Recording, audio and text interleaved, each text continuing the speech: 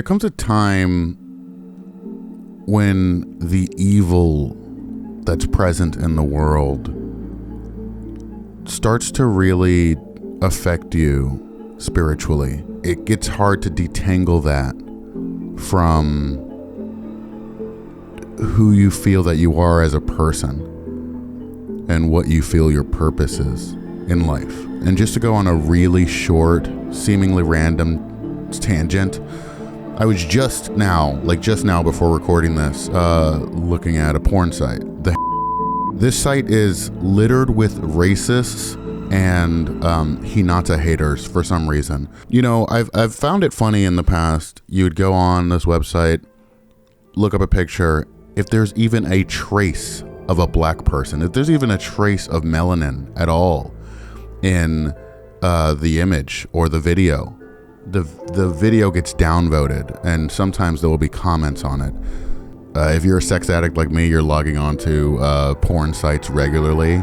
And first of all, it is super weird, right, to make an account and comment on porn and downvote it and whatnot. Like you're clicking on it, you're looking at the preview, clicking on it, presumably getting turned on by it, but are so enraged by the existence of Hinata / a black person or anything that could resemble a black person, like in the shade, in the darkness, someone who has tanned skin, that you have to downvote it and comment how much you hate it in the most like dog whistle racist way, presumably after you've gotten your rocks off, or you're just so enraged that you're not hard anymore, which I guess I wouldn't be either if I was getting that distracted by the color of someone's skin on a porn site. You know, I'm on the site just now and there's like a Resident Evil Village video, and it's got, you know, presumably Ethan looking at Mia, and there's a black guy behind her and she's getting railed. And one of the comments underneath is like, I don't even want to look at it again. It's like something like, "We don't like zoophilia." You know, it's funny at first, but after you've seen that 100 times, it starts to affect you. Like, it really does. And I remember getting upset about the Power of Video, one of the comments on it that was left in good faith, and I put a community post out about it. It was a good faith comment about how I can make things, I can go out of my way to make things too leftist or too political or whatever. But what I found upsetting about that is that I genuinely think there's politics in everything. Politics is about power. Politics is about dynamics of power between people or groups of people, right? And no matter what you're talking about, no matter what medium, no matter what piece of art, it reflects a worldview that suggests, that either comments on or reflects the politics of a region, of a people, of a nation, of a time and place. You know, sometimes your very existence, actually all the time, I would argue, your very existence is political. The fact that two people met up, had sex, and then had a child, which now consumes resources and is a part of a community, is a political reality. And, you know, if I can't go on a porn site with, you know, digital animated fake people on it, and not get constantly reminded that I am a black person and that, you know, people hate me just for existing. They hate people like me just for existing.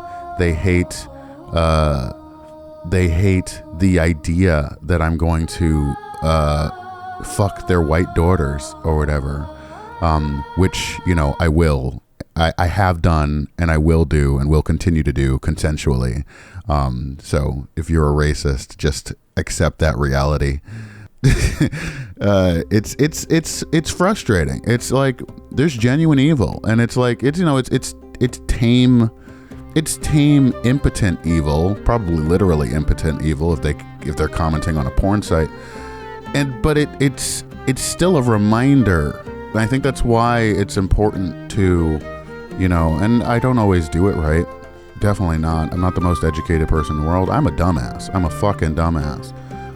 And I have trouble reading books. I'm learning because I might be ADHD. I might have ADHD, I should say. That's something I'm learning about myself, that I might have bipolar 2. I might have ADHD. In fact, probably have these things. This is unscripted, by the way. I would much prefer to do this with a script so I can get my words right.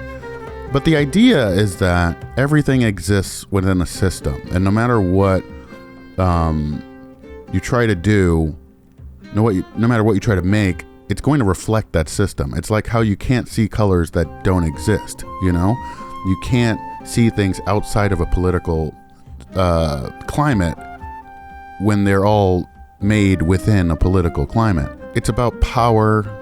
It's about power dynamics, and it's about history, and how that power has shifted and congealed and transformed over time.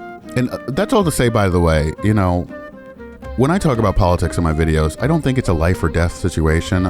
I'm so tired. I'm so exhausted of these anti-woke crusaders who every single fucking time they see a trans person or a black person or whatever in any prominent role whatsoever, it's like signals the death of humanity. It's like, Jesus Christ. It's like, can people, there's one thing to be angry about when you see, pandering to a demographic in order to get easy clicks or get easy eyes, get easy money. That does exist.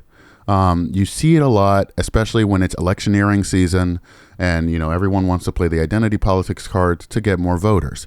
That you see that a ton, and that frustrates me. But there are real people with these real identities who really exist and who really have real struggles. So to put them all under the umbrella that they're just pandering, or that, their existence is somehow detrimental to other people's existences, is really disgusting. It's really disgusting. And I don't like it. And especially, I just don't like how prominent it is, everywhere on YouTube. I literally I don't follow any of these people. I can't even go on my YouTube homepage or look at a video and see the recommended without some fucking channel talking about, how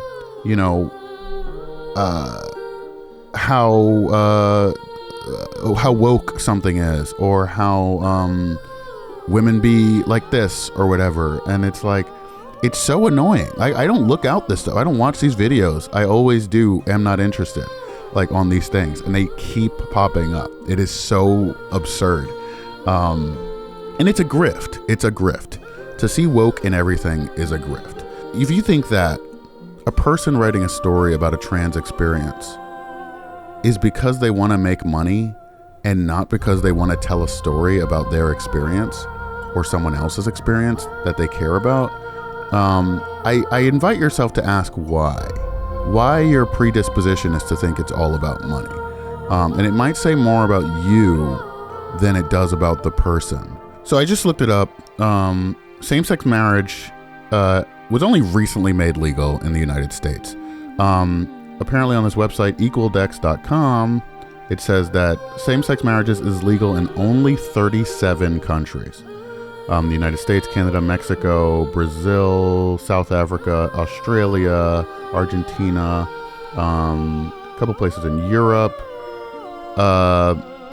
So, imagine being a gay person, realizing that you're gay, in a world that conditions you and predisposes you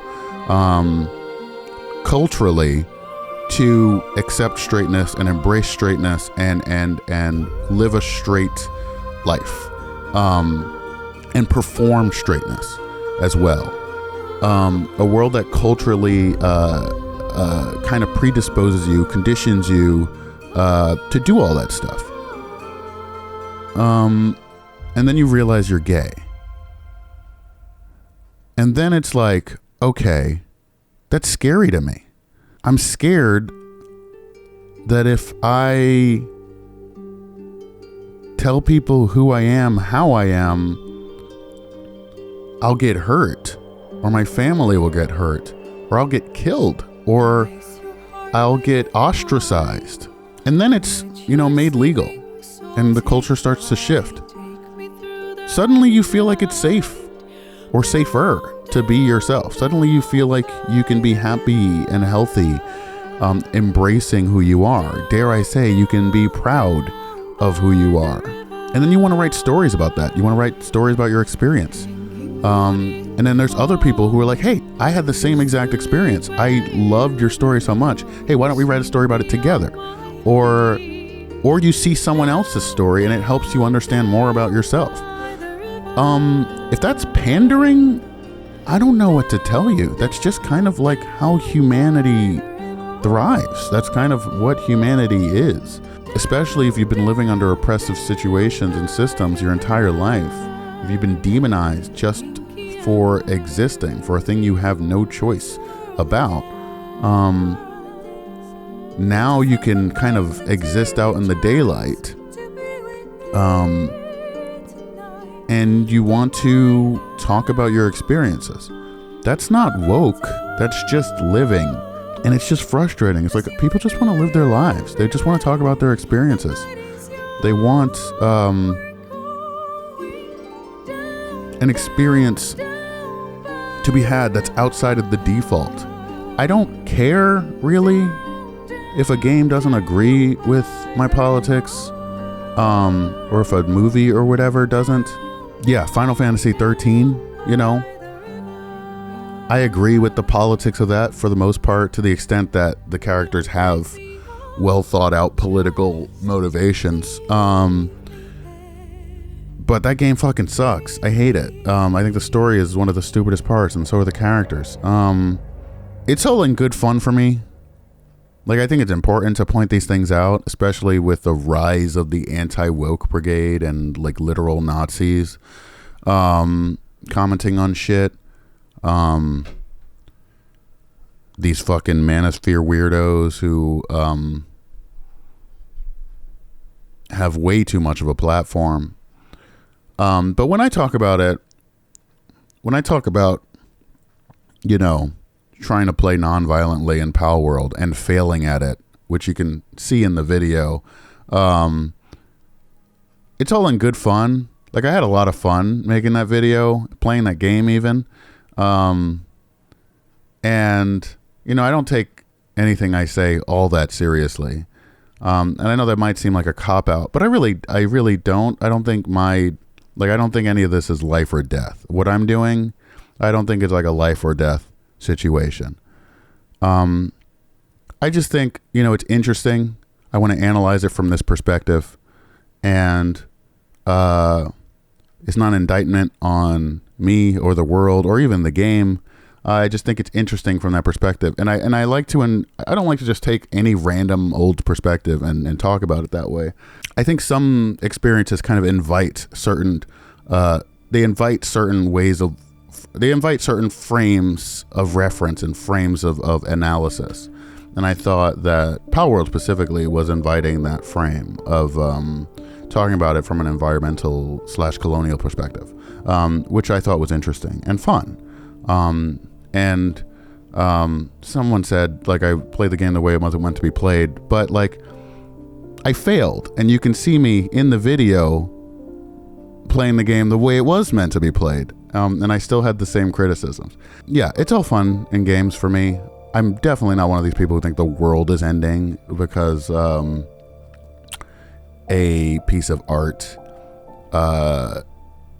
does or says or condones or something that I don't do or say or condone. That's not what any of this is about. I just like to talk about things. And I think I've taken steps over the last few years to become less angry in my analyses and more a little more empathetic and a little more nuanced, and seeing things as a whole rather than just as something to yell at. I mean, what I've really been trying to get around to, and I haven't been able to make this fit. I've recorded this bit a million times, and I have several recordings on my computer. The evil got to me this year, and I'm having trouble recovering from it.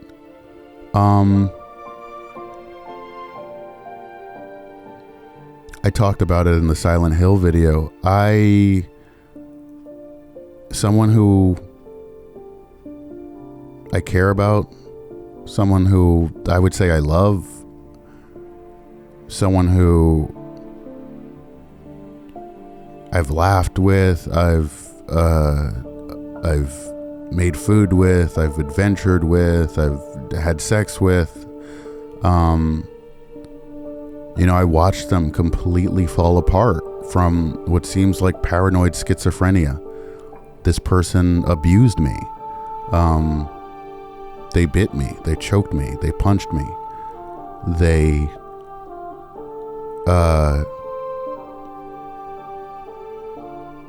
They called me an abuser afterward. They think people are out to get them. They think that the world is fake. Everyone's an actor. And I was the only person around trying to help them. And then they cast me out in such a violent and angry way. And I still love this person. I think about them every single day.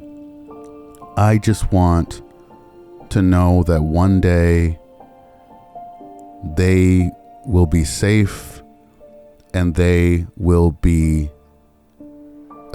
maybe not even happy, but they will be at peace. They will be comfortable. They will not have this panic, distress, controlling their entire existence, their concept of reality, destroying all their relationships, destroying their sense of family and community and hope, and safety. I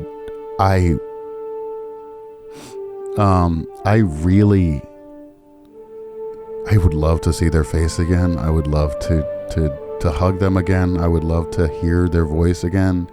Even just getting a text message from them would be nice. I don't know if they're okay. I don't. But I want to know. I want to hope. I want to hope so bad. But 2024 was the year where hope. It wasn't murdered, but hope was maimed.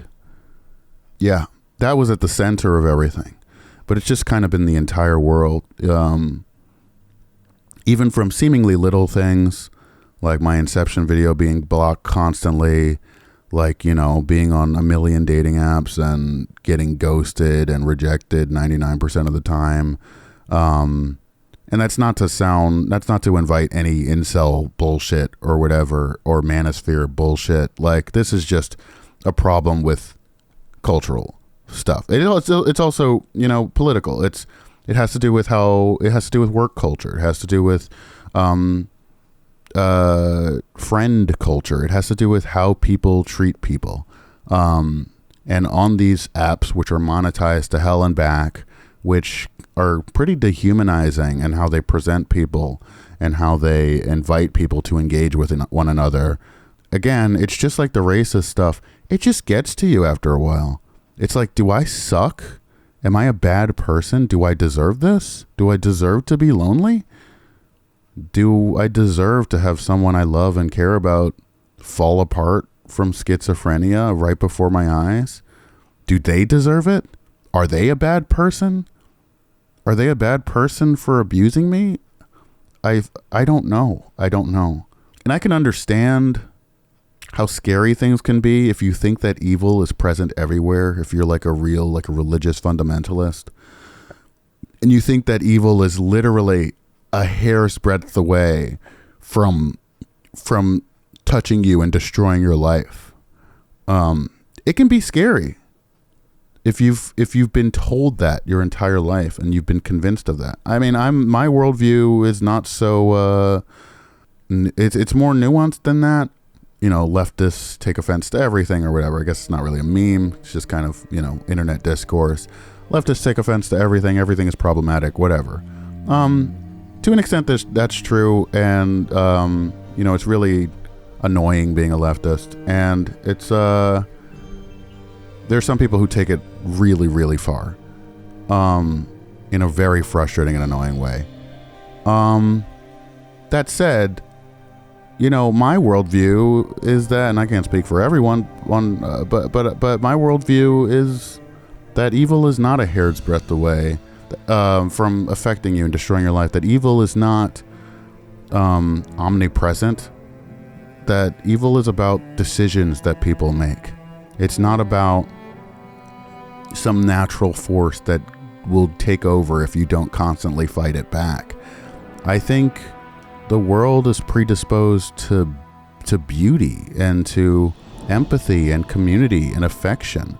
And I think the evils that we see of, let's say, killing hundreds, thousands of people by proxy, by denying them coverage, by denying them a right to get sick and get better, by putting them into medical debt, the evil of children and entire families being devastated and bombed and you know, ruined, for entire lands being ruined for decades.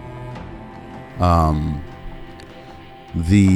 evil of a person suffering from schizophrenia who can't get the help that they need because the world is just so cold and uncaring and ill-equipped to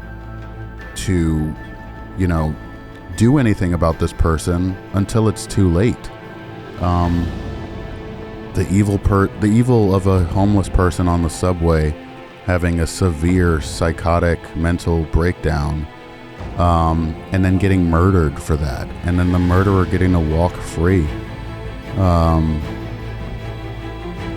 The evil of day-to-day ostracism, the evil of people not taking your humanity into account and treating you like you don't matter because they don't know you,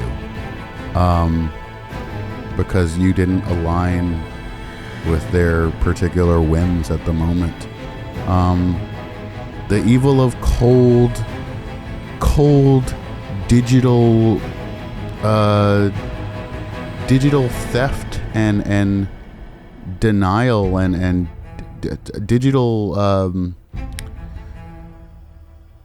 digital tyranny of these platforms like YouTube and Instagram and TikTok and whatever the fuck, where on a whim they can like ruin your entire livelihood and, you know, take all the money that you need way more than they do. It's all gotten to me. It's really gotten to me this year. I'm trying to create again. It's been really tough. I am recording footage for a big Dragon Age Veilguard video, and I'm not taking the, you know, typical anti-woke brigade stance on it. I didn't like it very much. I really didn't like Veilguard very much at all. But the reasons I didn't like it are not because it's woke or whatever, as if Dragon Age has never been woke before. It's because of, you know, the real tangible stuff that actually exists. I've been trying not to be too snide in this video because I don't want to invite, you know, debate and all that stuff, but whatever, who gives a fuck? I don't care anymore. I would sometimes, when I made community posts, sign them off with, like, you know, text someone that you like, or, you know, tell someone that you care about them or whatever. And it was always just like a kind of dumb way of just saying, don't wallow in fear or anxiety. Don't try to spread some kindness, some affection, some positivity into the world, even if it's not reciprocated. I mean, don't be creepy about it, obviously, but if you've been hiding something for a long time and it's been kind of eating away at you, don't let it continue to eat away. Let it out into the world. It's a positive emotion. You're showing affection, you're showing community. And it might be reciprocated, it might be appreciated. There's no point in keeping so much anxiety and fear and frustration bottled up. There's, I think, the truest phrase out there: life's too short. It really is.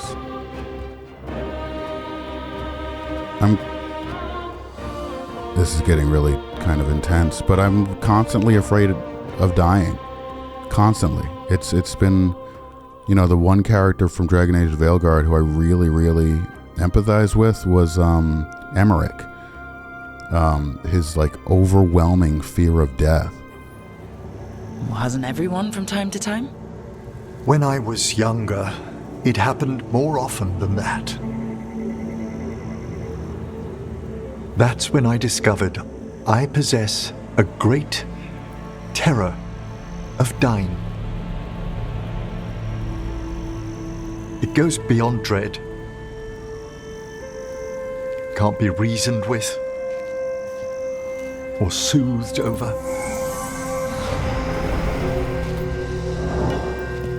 It comes without warning.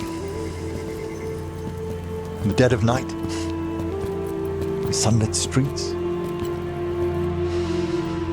a raw, strangling fear struck somewhere deep past the heart. That's an issue for a necromancer. This is a reality for me. Truly. I can't go to the movies without being scared I'm gonna get shot. I can't go to... I was at the opera the other day, watching The Magic Flute, and there was this little girl who kept sitting on the stairs and then going up to the balcony, and I kept thinking she was gonna fall off, and it was distracting me the whole show, and it just this overwhelming fear of death that grips me every single day. And it helps me contextualize life. It's like, yeah, sure, when I die, maybe I don't want people to think of me in a certain way or whatever. But at the end of the day, if I'm trying my best to bring joy, to bring empathy, to do my best for other people in the world, at worst, people are going to think, he was a little weird, maybe annoying, maybe too sensitive, but, he was fine. And it really does come down to, what am I so afraid of? Not as far as the death stuff, though that's pretty scary, but the everything else. Why am I so afraid to tell this person I care about them? Why am I so afraid to express my opinion on something in a YouTube video? Why am I so afraid to ask for a raise? And that's not to say that this stuff doesn't have real world effects on people. You ask for a raise and your boss fires you or whatever. That's real, that's tangible, and that's hardship. But I think it's so easy to be so overwhelmed and gripped by the fear that having this constant specter of death hanging over me, as imagined as it may be, it does help me to kind of get in a fuck it attitude and just say, yeah, I mean, who cares? I mean, not in a nihilistic sense. Like, I still care about the world. I care about beauty. I want to make people at the end of the day happier than they were before they met me. But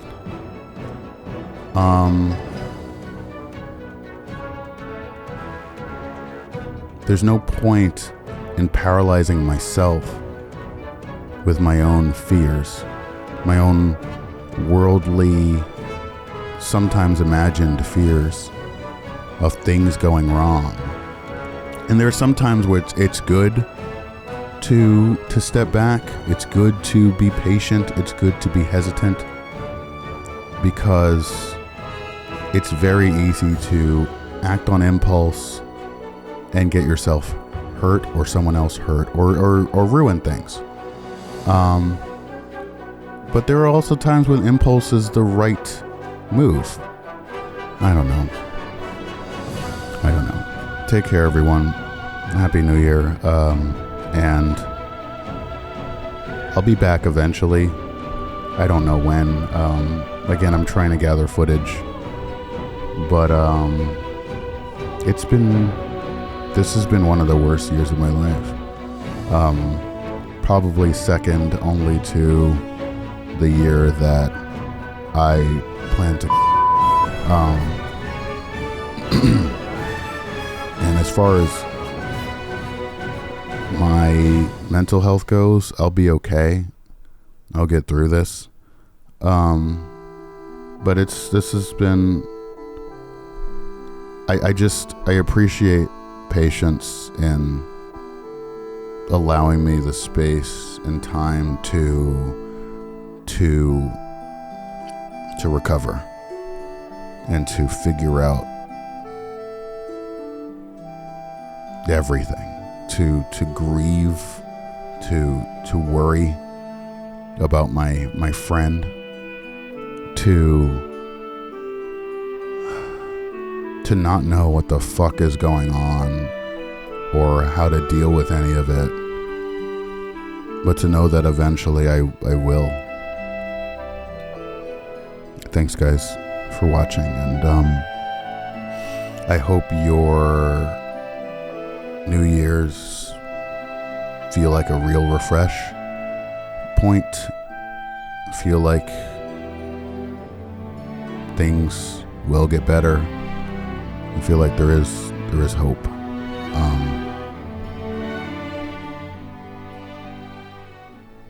Yeah. Take care.